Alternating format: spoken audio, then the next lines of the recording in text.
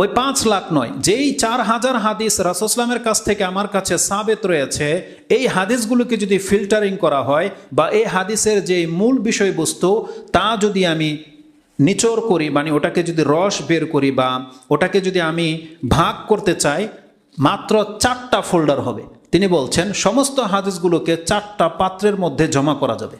তার মানে 4000 হাদিস আপনাকে মুখস্থ করতে হবে না, বরং ওর মধ্য থেকে 4টা এমন হাদিস আছে যে 4টা হাদিসের উপরে যদি কেউ আমল করে তাহলে তার 4000 হাদিসের উপরে আমল করা যথেষ্ট হয়ে যাবে। একজন ব্যক্তি 4000 হাদিসের হাফেজ, আর আপনি যদি হন মাত্র 4টা হাদিসের আলেম, 4টা হাদিসের আমলকারী, তাহলে ওই হাফেজের চেয়ে আপনার মান বেশি হবে যদি আপনি 4টা হাদিসের উপর আমল করে দেখাতে পারেন। এটা হচ্ছে তাদের দৃষ্টিভঙ্গি। তিনি বলছেন ওয়াহিয়া তারজিউ ইলা আরবাআতা আহাদিসিন, মাত্র 4টা হাদিস এগুলোর মধ্যে প্রাধান্য পাবে।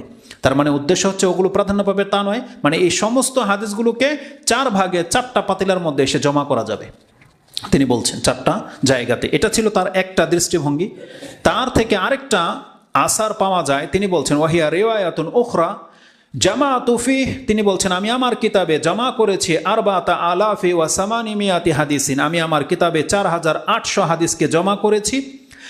এই 4800 হাদিসের মধ্যে তিনি বলছেন ওয়াকফি লিল ইনসান ওয়াকফিল ইনসানা লিদীনিহি, একজন ব্যক্তির দিনদারিত্বের জন্য, মানে উত্তম মুসলিম হওয়ার জন্য ইয়াকফি যথেষ্ট হয়ে যাবে মিন জালিকা আরবাআতু হাদিস, এমন 4টা হাদিস আছে যে 4টা হাদিস একজন ব্যক্তিকে পূর্ণাঙ্গ মুসলিম হওয়ার জন্য যথেষ্ট।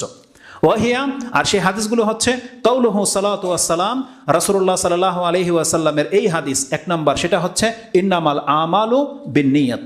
তিনি বলছেন এটা এমন একটা হাদিস যেটা প্রত্যেকটা ব্যক্তির লাগবে। যেই ব্যক্তি এটার জ্ঞান অর্জন করে নেবে তাহলে সে যেন ইসলামের 4 ভাগের 1 ভাগ জেনে গেল, তার 1 ভাগ ঠিক হয়ে গেল।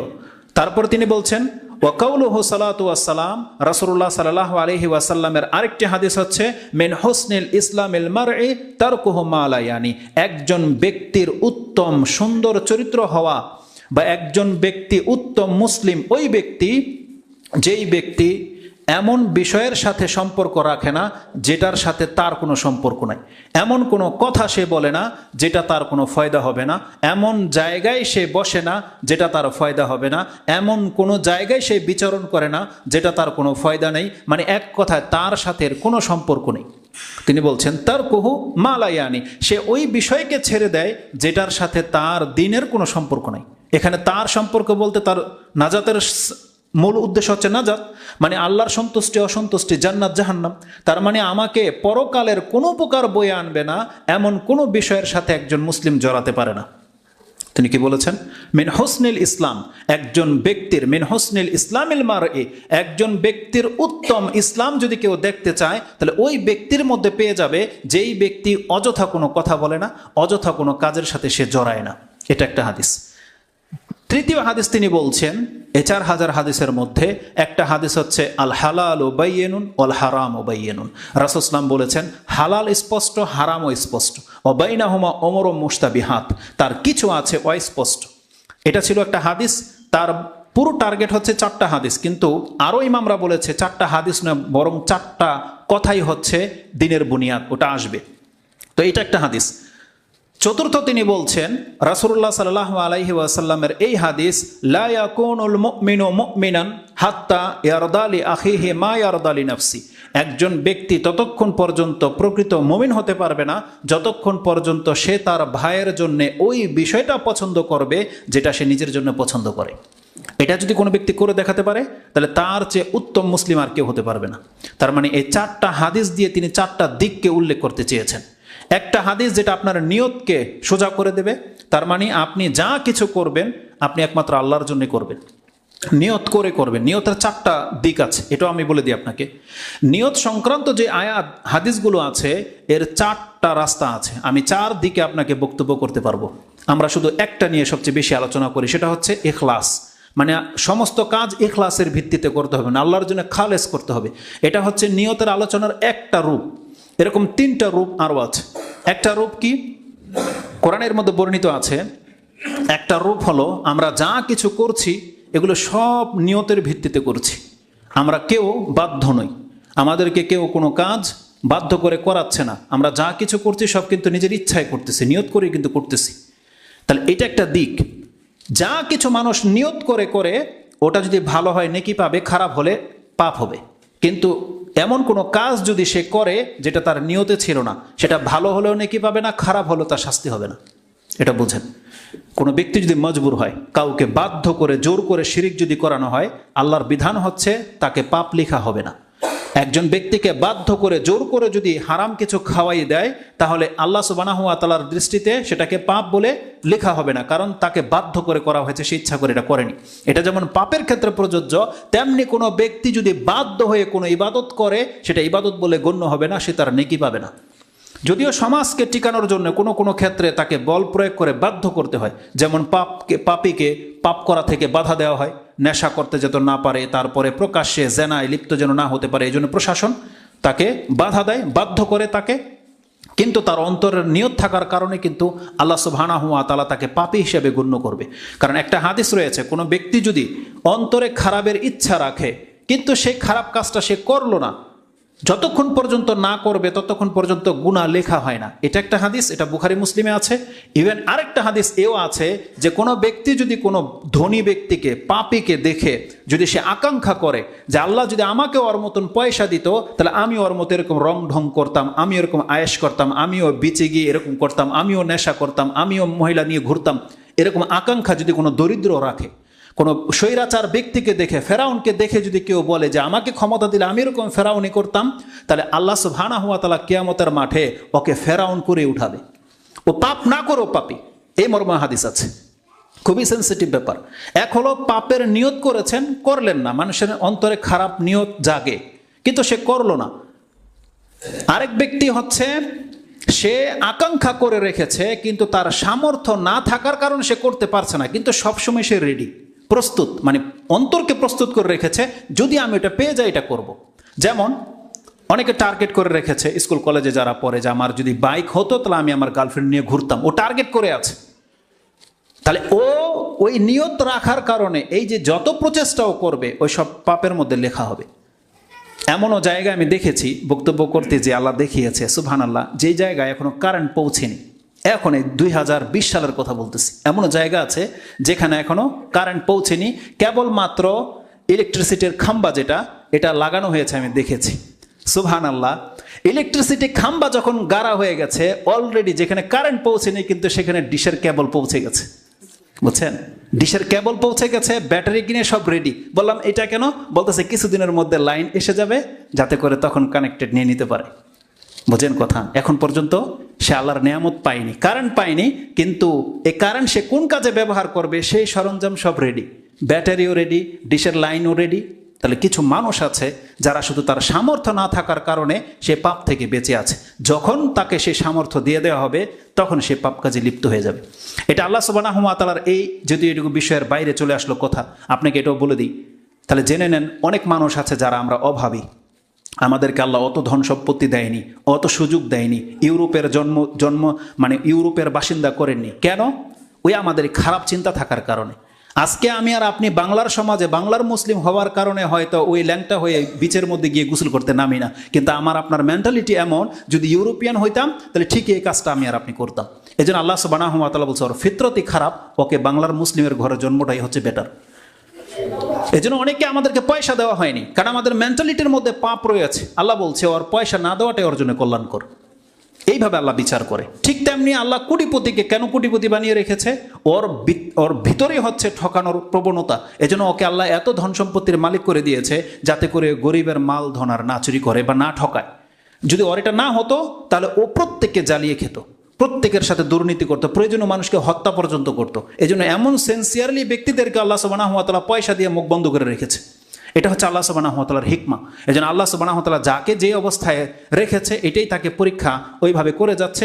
আর কিছু আছে আল্লাহ সুবহানাহু ওয়া তাআলা জেনে শুনে তাকে কল্যাণ দেওয়ার জন্য আল্লাহ এমনটা করেছে, তাকে অভাবী করেছে, তাকে আল্লাহ সুবহানাহু ওয়া তাআলা পয়সা দেয়নি। বা অনেকে আছে শারীরিক ক্ষেত্রে অসুস্থ, দুর্বল, এই দুর্বলতার কারণেও জেনায় লিপ্ত হতে পারে না। কিন্তু এমনও কিছু ব্যক্তিরা আছে যাদের তাদের শক্তি এত বেশি যে এইগুলোকে প্রয়োগ করার জন্য সে এদিক সেদিক ঘোরাফেরা করে।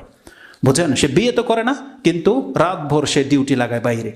কিন্তু আপনার আমি অনেকে আছে এরকম যারা দুর্বল, আমাদের হয়তো ওই রকমের চাহিদা আল্লাহ দেয়নি, এই চাহিদা না থাকার কারণে অনেকে কিন্তু পাপ থেকে বেঁচে আছেন। তাহলে এটা আল্লাহ সুবহানাহু ওয়া তাআলার বড় একটা দয়া, এটা হচ্ছে আল্লাহ সুবহানাহু ওয়া তাআলার নিয়ামত। এইভাবে ভাবতে হবে, তাহলে আপনার মাথা ঠিক থাকবে, না হলে আপনার মাথা ঠিক থাকবে না, সব সময় পেরেশান লেগেই থাকবে।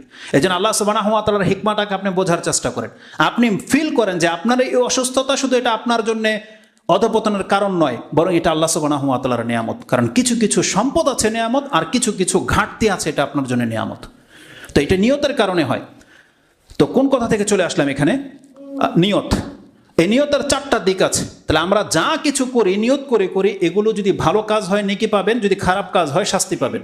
এটা হচ্ছে 2 নম্বর আলোচনা নিয়তের। 3 নম্বর আলোচনা হচ্ছে কোনো ব্যক্তি যতগুলো ভালো কাজ করে, ভালো ভালো কাজ কিন্তু আপনি ইচ্ছা করে করতেছেন, বাজার করলেন, আপনার ঘরের মধ্যে অনেক কিছু আপনি খরচ করতেছেন, বন্ধু বান্ধবদেরকে খাওয়াচ্ছেন, অনেক কিছু আপনি খরচ করতেছেন, এটা ভালো কাজ।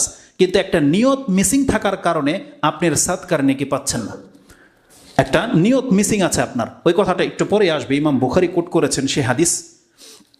3 নাম্বার এটা। চতুর্থ হচ্ছে আল্লাহ সুবহানাহু ওয়া তাআলা নিয়তকে আল্লাহর জন্য খালেস করতে বলা হয়েছে, ওটা একটা প্রথমে বলেছিলাম। আর নিয়তের আরেকটা রূপ হচ্ছে যে একটা মানুষের ভিতরে, মানুষের আমাদের 2টা রূপ, একটা হচ্ছে আমাদের অন্তর, আরেকটা হচ্ছে আমাদের বডি। এই ভিতরের রূপ যেটা, ওটাই কিন্তু বডিতে প্রকাশ পায়। ওই ভিতরের, সেটা ভালো হোক খারাপ হোক, সেটা আমাদের চেহারায়, আমাদের আচরণে প্রকাশ পাচ্ছে। যার ভালো আচরণ, ভালো পোশাক, ভালো কথা, ভাবতে হবে আপনাকে ওই ভিতরের মানুষটা ভালো আছে। আর যার বাহ্যিক আচরণ খারাপ, মুখের ভাষা খারাপ, পোশাক খারাপ, চলাফেরা খারাপ, আপনাকে জানতে হবে যে এটা আপনার ভিতরের মানুষটা, ওটা খারাপ থাকার কারণে আপনার চরিত্র এমন হয়ে গেছে।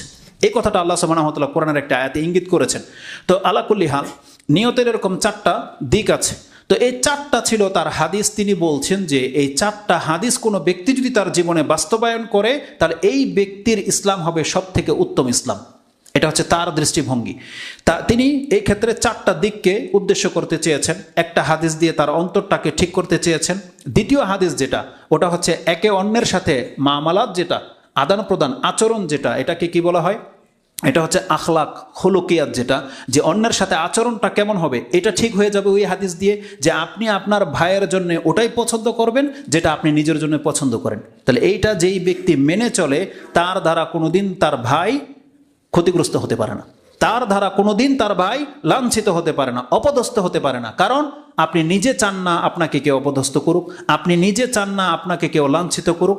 যার ফলে রাসূলুল্লাহ সাল্লাল্লাহু আলাইহি ওয়াসাল্লাম থেকে একটা হাদিস এও পাওয়া যায়, তিনি যখন বাসা থেকে বের হতেন, তিনি আল্লাহর কাছে 4টা জিনিস থেকে আশ্রয় চাইতেন। তার একটা হচ্ছে, তিনি বলতেন আল্লাহুম্মা ইন্নী আউযু বিকা আন আদিল্লা আও উদাল আও আজিল্লা আও উজাল আও আজলিমা আও উজলামা আও আজহালা আও ইউজহালা আলাই। তিনি বলতেন আল্লাহুম্মা ইন্নী আউযু বিকা আন আদিল্লা আও উদাল, আল্লাহ আমি তোমার কাছে আশ্রয় চাচ্ছি, আমি যেন কাউকে গুমরাহ না করি, পথভ্রষ্ট না করি, আর আমাকে যেন কেউ পথভ্রষ্ট করতে না পারে। 2 তরফ থেকে কিন্তু হয়। পীর মুরিদের মধ্যে 2টাই আছে, এক মুরিদদেরকে গুমরাহ করতেছে, আর ওরা গুমরাহ হচ্ছে। বুঝতে পারছেন? মুরিদরা গুমরাহ হচ্ছে আর পীরেরা এদেরকে গুমরাহ করতেছে। তাহলে আমি যেন পীরও না হই, মুরিদও না হই।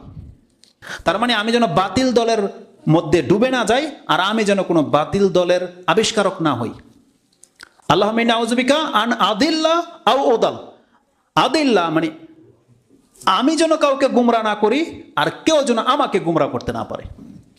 আমি যেন কারো উপরে জুলুম না করি, কেউ যেন আমার উপরে জুলুম না করে। আমি যেন কারো উপরে মূর্খামি না করি, অজ্ঞতা আমি যেন কারোর সাথে না করি, কেউ যেন আমার সাথে মূর্খতা না করে।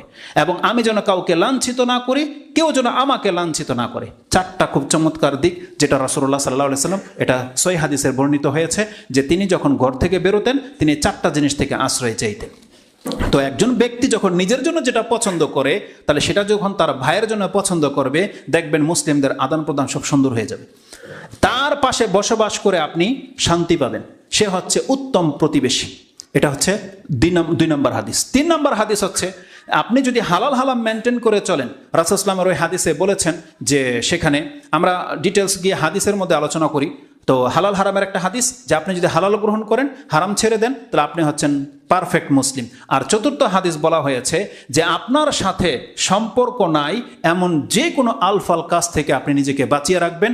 এই 4টা দিক থেকে 4টা আপনার আচরণ সুন্দর হয়ে যাবে। আর যখন আপনার এই 4টা দিক সুন্দর হয়ে যাবে, তার মানে আপনি হলেন সব থেকে উত্তম মুসলিম।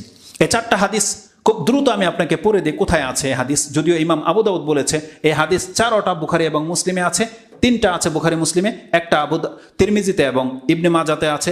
যদিও আবু দাউদ এই 4টা হাদিসকে কোট করেছে, কিন্তু তার মধ্যে থেকে 2টা হাদিস তার কিতাবে আমি খুঁজে পাইনি। আল্লাহ আলম, জানি না কিভাবে তিনি এটা কোট করেছেন, হয়তোবা তিনি বলেছেন কিন্তু হাদিস 2টা তার কিতাবে তিনি আনেননি, আমি পাইনি পুরো মক্তবে শামেলা খুঁজে। তো 2টা হাদিস তার কিতাবে আছে, হালাল হারামের ব্যাপারটা আর নিয়তের হাদিসটা তার কিতাবে আছে, কিন্তু ওই যেটা নিজের জন্য যেটা পছন্দ করবে, অন্যের জন্য যেটা পছন্দ করবে, ওই হাদিসটা তার কিতাবে নাই। তো এই 4টা হাদিস কোথায় আছে আপনি শর্টলি জেনে নেন।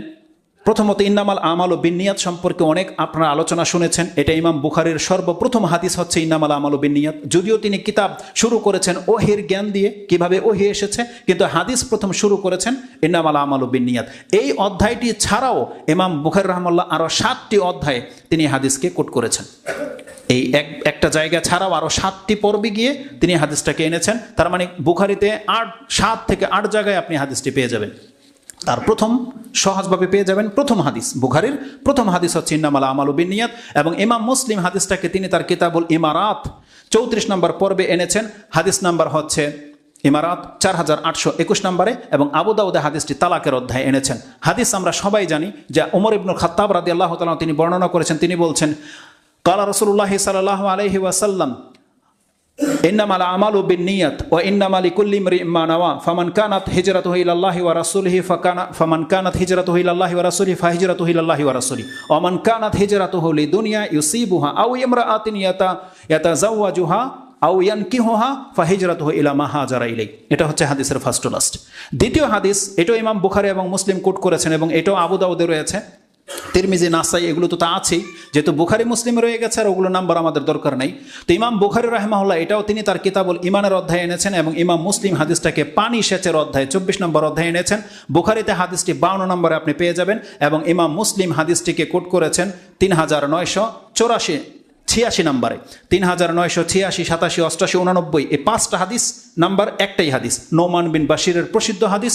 তাতে রাসূলুল্লাহ সাল্লাল্লাহু আলাইহি ওয়াসাল্লাম থেকে তিনি কোট করে বলছেন, সামিয়াতু রাসূলুল্লাহি সাল্লাল্লাহু আলাইহি ওয়াসাল্লাম ইয়াকুল আল হালালু বাইয়িনুন ওয়াল হারামু বাইয়িনুন। ইবনে মাজাহ এবং অন্যান্য শব্দগুলো হচ্ছে ইন্নাল হালালা বাইয়িনুন ওয়াল হারামা বাইয়িনুন। আর বুখারী মুসলিমে ইন্না শব্দটা নাই, আল হালালু বাইয়িনুন ওয়াল হারামু বাইয়িনুন ওয়া বাইনাহুমা উমুরু মুশতাবিহাত। আর বুখারী মুসলিমের মধ্যে উমরুন শব্দটা নাই, ওয়া বাইনাহুমা মুশতাবিহাতুন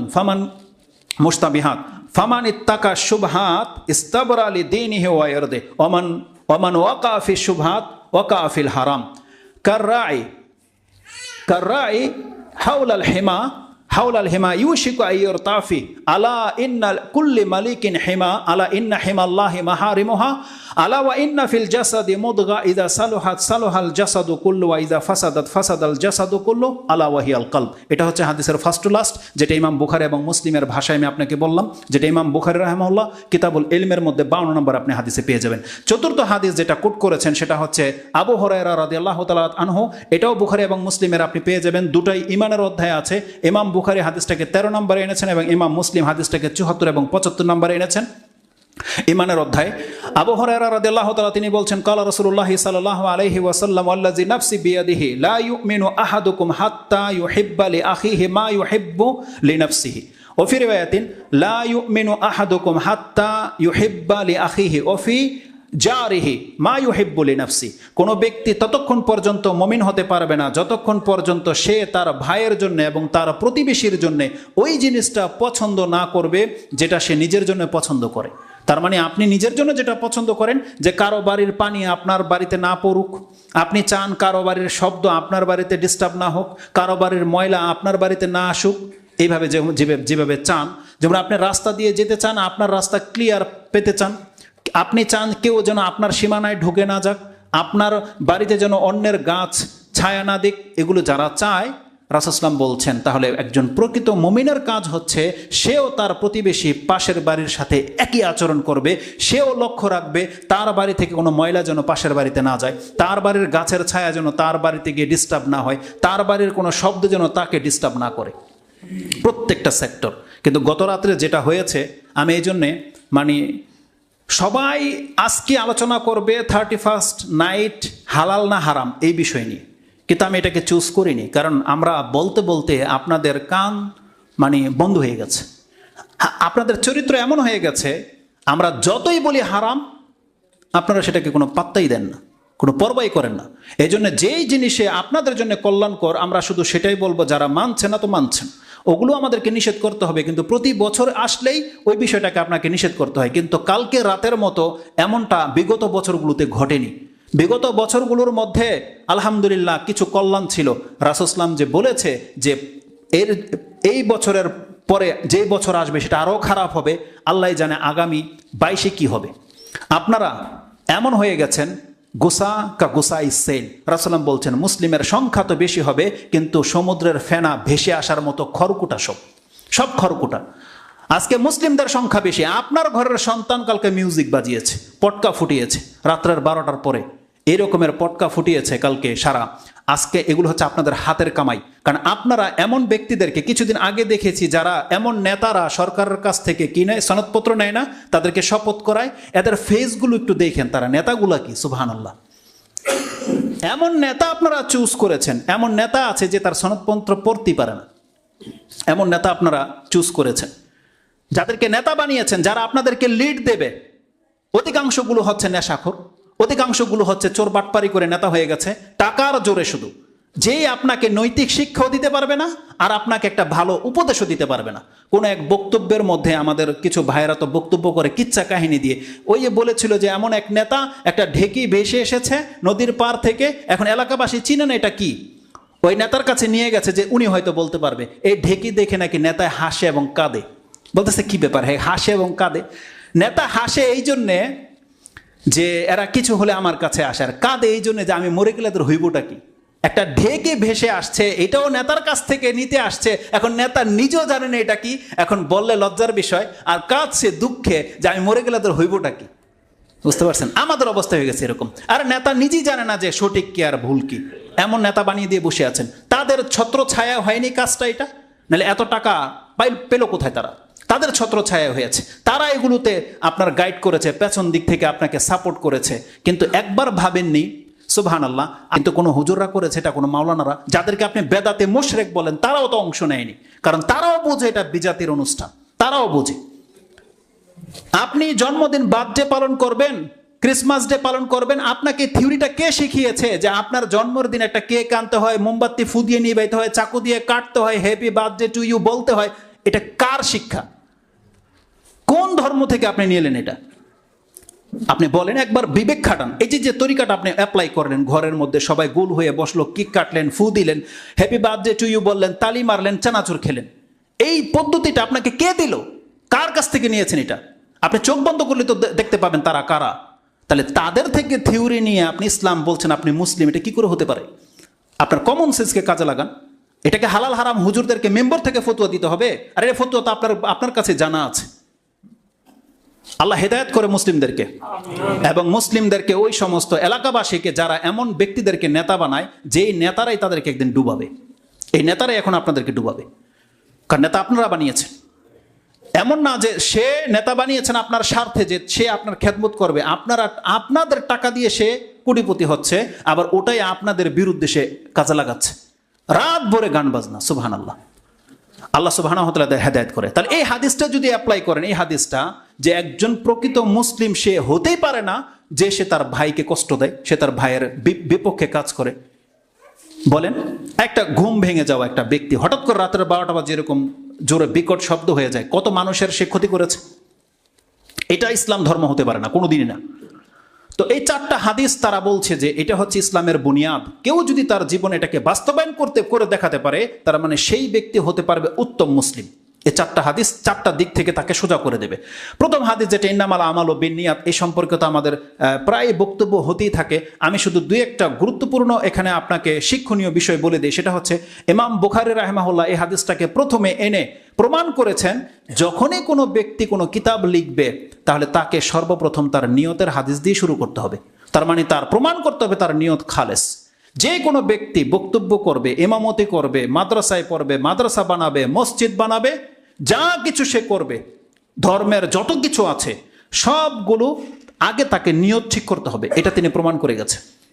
আগে প্রত্যেকটা ব্যক্তিকে তারা নিয়ত ঠিক করতে হবে। ইমাম বুখারী রাহিমাহুল্লাহর আরেকজন উস্তাদ তার কিতাবের মধ্যে, তারা হচ্ছে হাদিসের রাবি, তিনি বলেছেন যদি আমি কিতাব লিখতাম তাহলে আমি সর্বপ্রথম এই নিয়তের হাদিস দিয়ে কিতাব লিখতাম, এবং আমি ওই ব্যক্তিদেরকে নসিহত করি, প্রত্যেক মুসান্নিফকে যারা কিতাব লিখে তারা যেন নিয়তের হাদিসটাকে প্রত্যেকটা অধ্যায়ে যেন এই হাদিসটাকে সামনে রাখে। আপনি সালাত সম্পর্কে আলোচনা করবেন, নিয়তের হাদিস লাগবে। আপনি হজ, জাকাত, উমরা, যে কোনো বিষয় নিয়ে কথা বলেন, বিয়ে, শাদী, তালাক, সব ক্ষেত্রে নিয়তের গুরুত্ব অপরিসীম। এই নিয়তের হাদিস লাগবে। এই জন্য নিয়তকে সোজা করে নেন, তাহলে আপনার বাকি সবকিছু ঠিক হয়ে যাবে।